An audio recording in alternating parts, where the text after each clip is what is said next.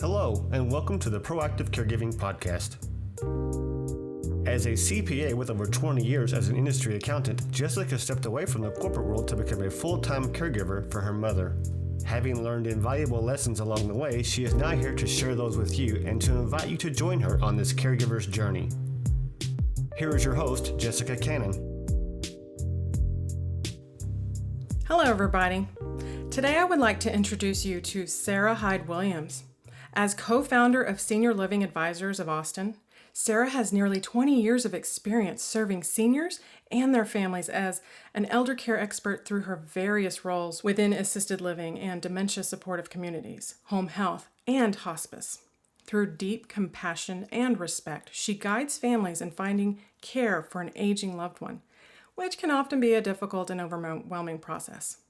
Her background has provided extensive knowledge and experience that will give you comfort in knowing that your decisions are made wisely according to what truly matters most to you. Her practice includes senior housing placement, advanced care planning, and education. Get ready for this. She is a state of Texas certified assisted living manager, certified dementia care manager, certified dementia practitioner, certified Alzheimer's disease and dementia care trainer, certified Montessori dementia care professional, and currently she serves the Lewy Body Dementia Association as the Central Texas Facilitator and Educator. So knowing Sarah's background, I felt it would be beneficial to go over some helpful tips for caregivers to do more than simply survive the holidays.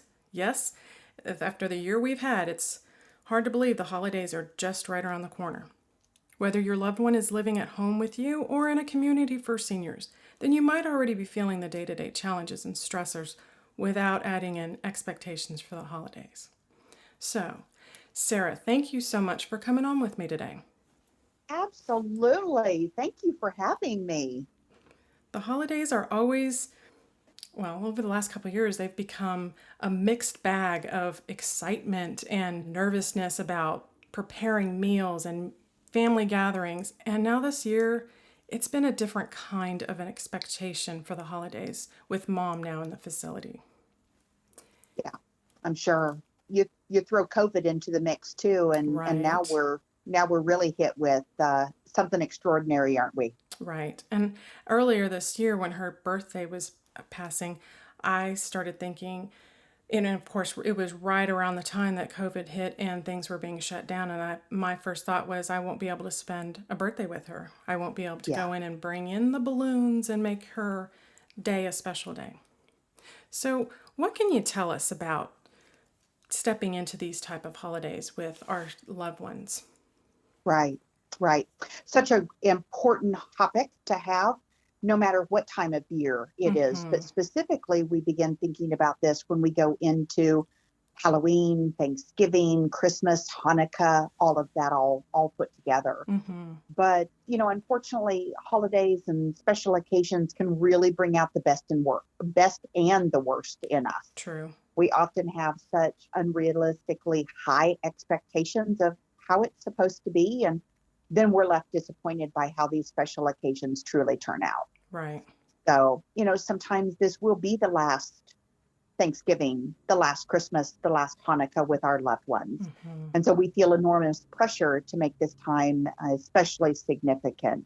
So there are some tips and tricks, although we understand that no holiday is going to turn out specifically how we write it up in our head. But we could certainly plan out a little bit to where we don't take on so much. So how would you suggest that we start that out? Because I know caregivers, the holidays really don't make the difference just because the day-to-days are really pretty much the same. It's just the added stress of trying to make it special. And so we're already entering this holiday season, probably most of us with low levels of energy to begin with. Yeah. First and foremost, I have a couple of tips and tricks for you. First and foremost, know that no holiday, no family gathering, no special occasion is ever going to be picture perfect. We write it up in our head the way that we think it's supposed to go, and something inevitably happens. So let me set the scene for you. How many times has someone spilled a glass of red wine all over your perfectly white tablecloth? True. How many times has the dog or the cat jumped up on the cabinet and eaten a bite out of the turkey? Or my goodness gracious, how many times sitting around the dining room table has someone mentioned politics? Yeah, It happens every exactly. single time. And some, my family is exactly like that. There are these little touch points. Don't talk about that. That always sets mom off, or tirades of some sort or another. We get in an argument, someone storms out, and everyone's in tears. And so just if something gets knocked over, if something gets spilled or doesn't go just right, let's say you burn a pie, take a deep breath, maybe even take a quick walk for a moment, but remember that it doesn't have to be just so. It's going to be okay. What's really important is that our family got together and we enjoyed those times with the people that we love most. True. And it's hard when you have that time with your loved one and you're trying to make it as special as possible, but it's a forced feeling to me. Being forced to be cheerful doesn't help me. And then trying to find those moments that I can make humorous and laugh and help them smile and laugh, it also starts to feel forced. And then I find myself looking at my watch and saying, how much more time do I have to do this, instead of, I'm so grateful that I get to do this. Absolutely. Absolutely. Well, one other thing to think also is that we have to feel free to say no. We don't have to take everything on ourselves. That's a big one. If we're a care partner, what can I realistically do? And honor your answer by saying, I can't do all of that. So we don't need 4 different meats or 12 different side dishes, perfectly browned rolls, plenty of pies. My mother used to make a pie for every person in the house that came so that they could take home with them to eat afterwards. That's such a good idea, but they know. A lot of work. We have that ability and the option to say, not this year. We're not going to take all of that on. Make it as absolutely easy on yourself as possible. Don't take responsibility for every single bit of what we have to put through. Limit the occasions sometimes to family members or just a few close friends. Someone calls your daughter or your sister calls and says, hey, can I bring my wife's second cousin's nephew and his girlfriend? Oh, right. Well, not this year. We're going to limit it to just about 8 or 10 family members. It's okay to say no and be okay with that answer. There may be some that may not understand that. However, you have to be the person that can lay your head on the pillow at night and be okay with what you didn't bite off more than you could chew. Absolutely. And that's where you get that peace of mind that you accepted your realistic boundaries and found ways to stay within them. Always. And that's awfully hard for some people. That's a learned skill.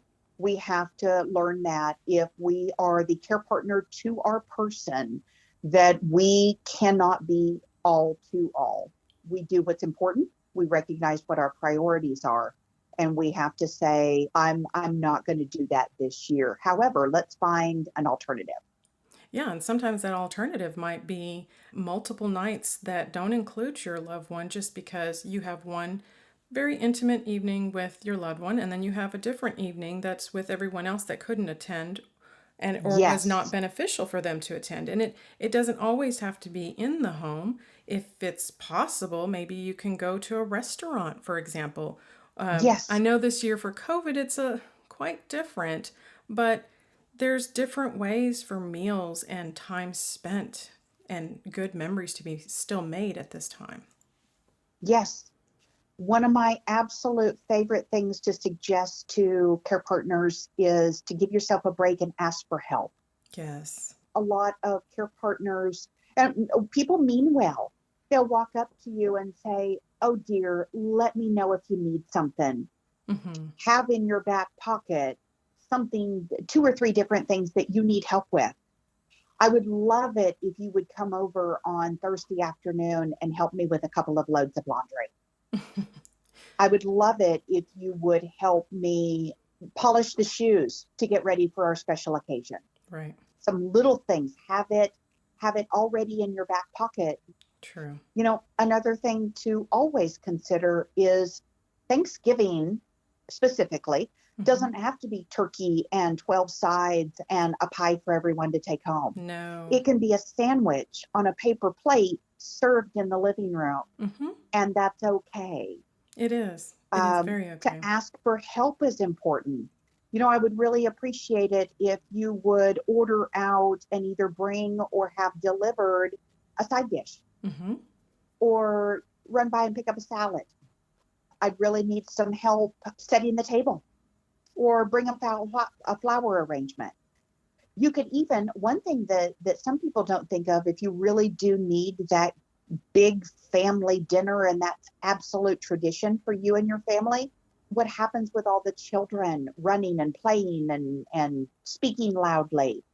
Pay or ask a teenager to keep all the children busy in another room. Perfect. While the adults have a little bit more quiet time in the living room, chatting or having dinner. Stress-free as we can make is very helpful. Ask for help. People want to help.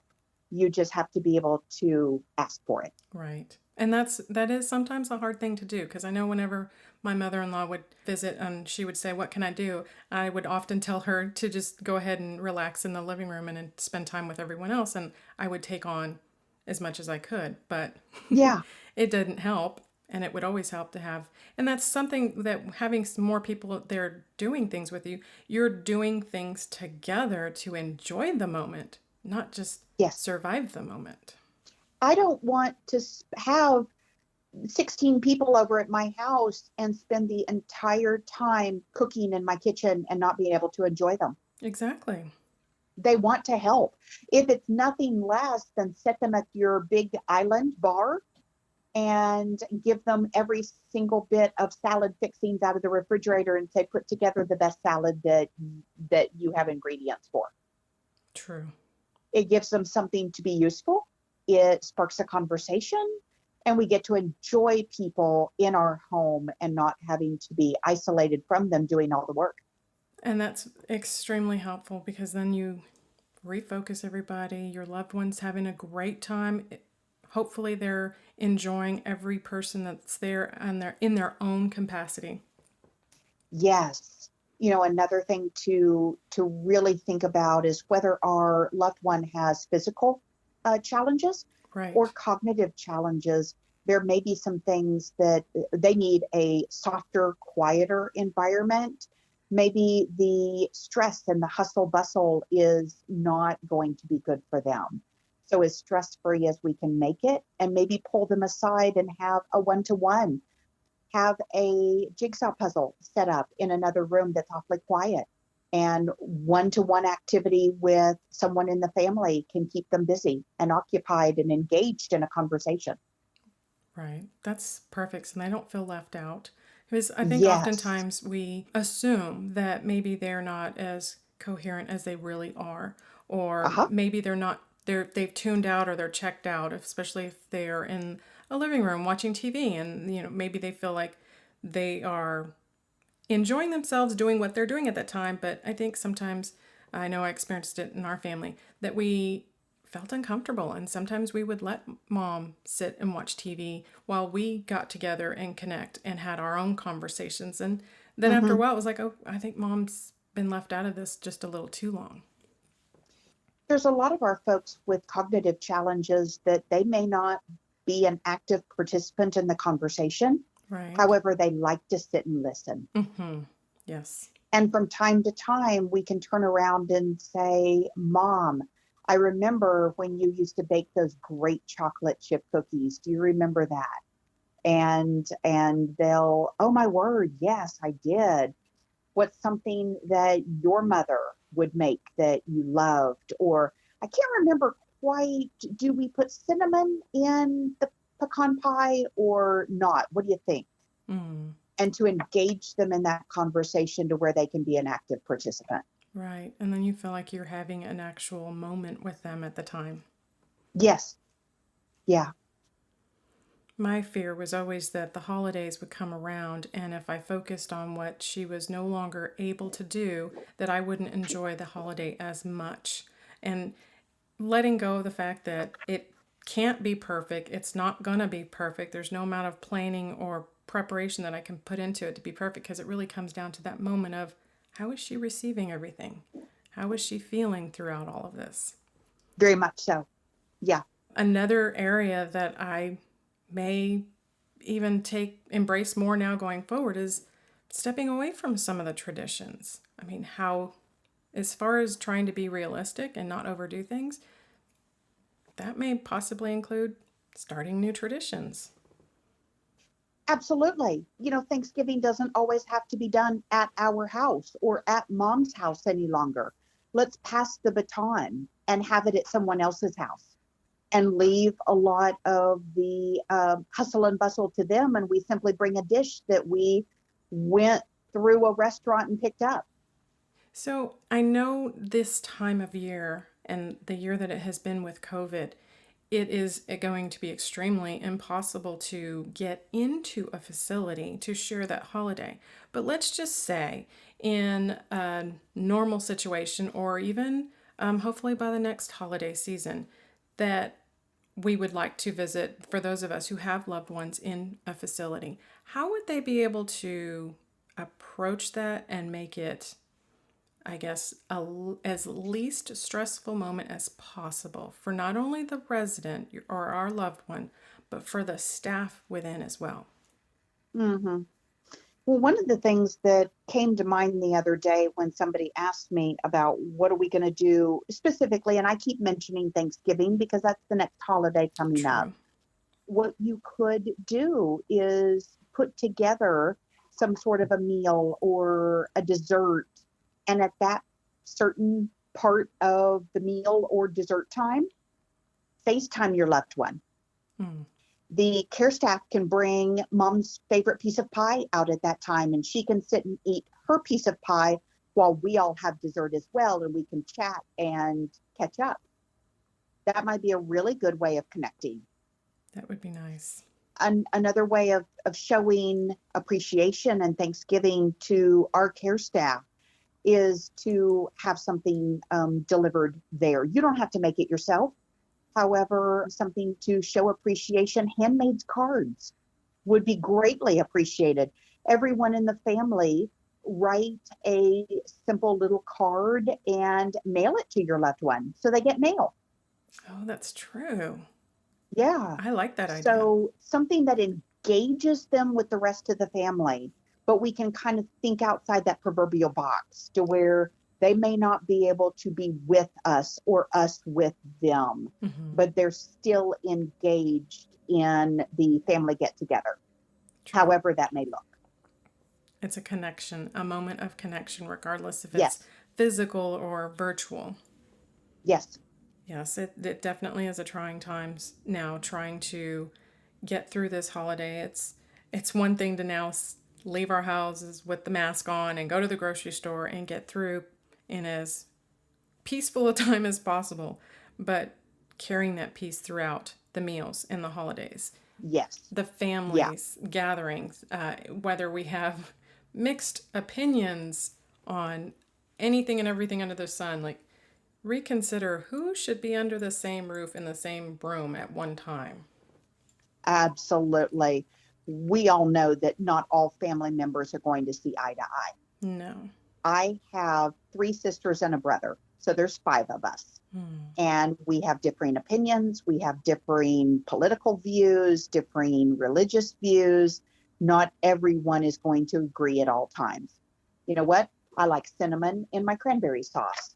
My mother likes hers chunky with orange. But it starts a conversation to where we don't all have to agree, but we can honor the fact that we each are individuals and don't have to agree. Let some things go. Yes. But everyone's going to have to play their part in that. If we continue to constantly be the one that always gives in, we're going to be resentful of that. So there can even be on the invitation you send out a few little cards or an email send out an email to everyone in the family and said, this year, this is the way it's going to go. We're going to agree to disagree, come and enjoy a piece of dessert with us, and then go back home. In getting together also doesn't always have to be in our home. It could be where we all bring our own meal and we sit at a picnic table at the park. Yes. That could be one way of honoring what our social norms are supposed to be about through this COVID event. But yet we still spend time together. It's limited. It limits the amount of exposure we all have to each other for someone to get in a fight. However, we've briefly gotten together. We enjoy what's important, which is family, and then we all go back home. Right. We can all go back to our normal lives or our pre-existing lives without having to worry about the uncomfortable silence. Yes, absolutely. And that's where I guess I still struggle with having that quiet but yet meaningful time, and the concept and the idea of what is quiet for me is not what's quiet for others. Absolutely. What we feel might be quiet for me to go in and lay on the bed for half an hour and listen to music, some others would feel lonely or isolated due to that. True. Especially our loved one. How can we involve them but not overstimulate them? And there's that interaction that they have is stimulating. And paying close attention to their reactions to see if it's actually stimulating in a positive way or is it aggravating them. Yeah, very much so.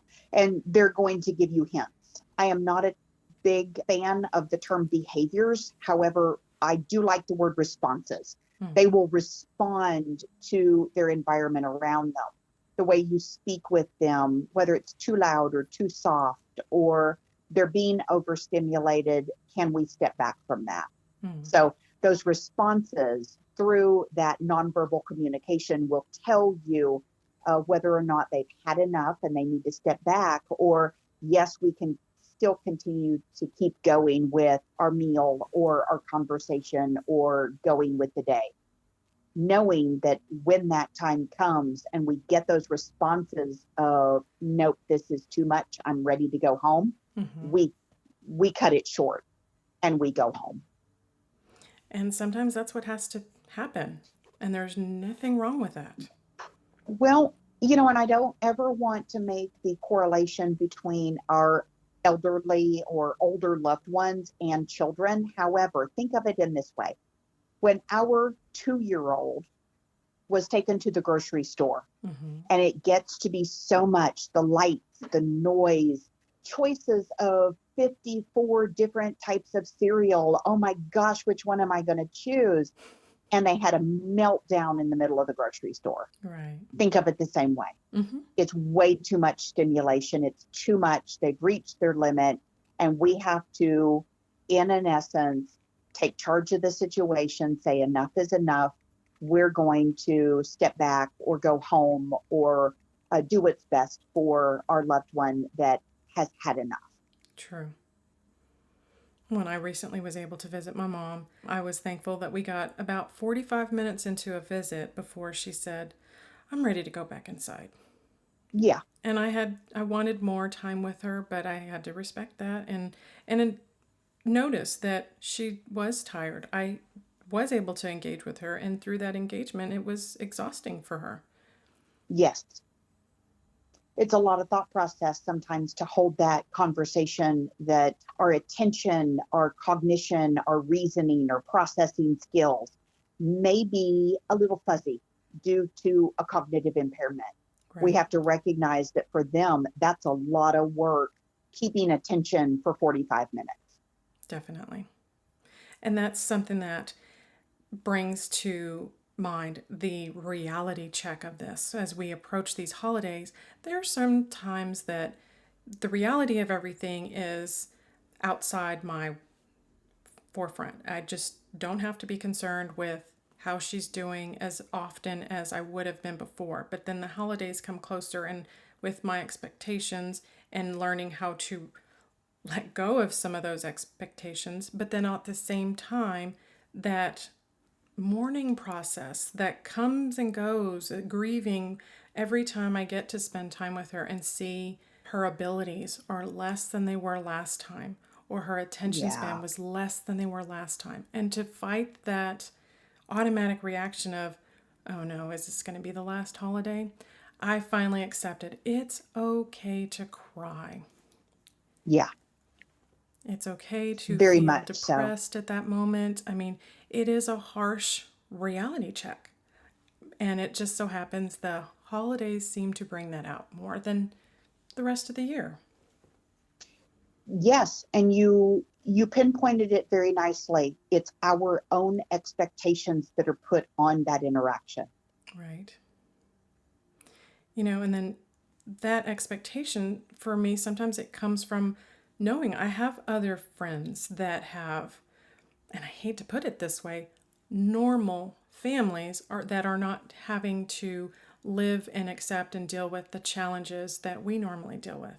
And so seeing how their holiday gathering is just wonderful, and the way the tables are decorated, and the pictures that are taken, and the smiles, and you just, in those moments, you can see they are so grateful and joyful in those moments. But then trying not to compare that to my own moment and feeling the lack of, I don't have that, or I can't have that anymore, is really depressing sometimes. Yeah. We also have to remember that those what seemingly perfect moments or perfect pictures, what is shown on Facebook is not reality. No. We have to stop comparing their seemingly perfect with our so-so. It's never, life is life. It is never going to be a perfect moment. Life is not perfect. Life is messy. Life is sometimes a little fuzzy around the edges, and we are meant to make the best of the time that we have with those that are most important. Right. And that's what Thanksgiving is all about, being thankful for their presence that's still there, however it may be, and wherever it may be. Yes, there is a quote I heard recently. They may not remember, but where you will not remember, I will remember for you. And so in those moments, especially with our loved ones that are challenged with some cognitive issues, they may not remember, but yet those will continue to live on in our memories. I remember the last Christmas that I had with my grandmother. It wasn't perfect. However, I still remember everything there was to know about that day, simply because I knew it was going to be our last Christmas.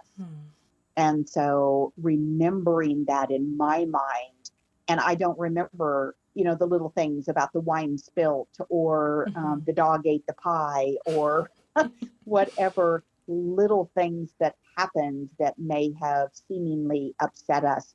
Those fall to the wayside.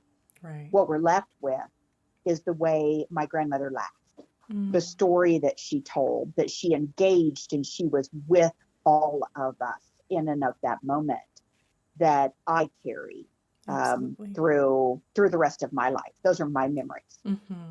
Exactly. And that is we have this opportunity that we can make more memories. We don't we can have a recollection of what it was before, but we can make more memories, new memories. Yes. I really appreciate you being able to shed some light on this for us, because the clock is ticking, and I'm getting closer and closer to my own list of what meals are we going to put together, what, fulfilling everyone's expectations as far as what meal they would like to have versus the meal that I would prefer or mom might prefer. And finding ways I've already started getting desserts ordered so that I can deliver it to the facility, or even hand deliver it myself, and just show them as much gratitude for everything they've done throughout this year, especially this year, and what they will continue to do going forward. One last thing, if I could mention, is that oftentimes in the hustle and bustle of these holiday periods, an awful lot of us that are in a support group, in abilities to go out and have coffee with a friend, those fall to the wayside. Right. If I could give any bit of advice going forward, is continue with your support system. Absolutely. Whatever that looks like, whatever de-stresses or regenerates you. Don't miss your support group during the holiday seasons. Call a friend. Or while the family is in town, excuse yourself to go have coffee with a friend or take a walk. Meditate. Do some things that continue to center you and keep your regular routine as much as you can. That will really allow you to get through these times with folks around you to support you with that. Right. That's the best advice I can even consider at this point. And we're not even to the actual holiday itself. It seems like as soon as Halloween was done and over with, day one was Christmas advertisements on TV. Yes, very much so. Like, here it comes. That wave is coming. Yeah. And it doesn't need to interrupt our everyday lives. No, it doesn't. We can adapt. It's in addition to. Right. Yes. Right. So, Sarah, one thing I wanted to make sure the listeners are aware of, as I mentioned that you are also the facilitator and educator for Lewy body dementia, I want them to be able to know how to find you. So, where do they go to find senior living advisors?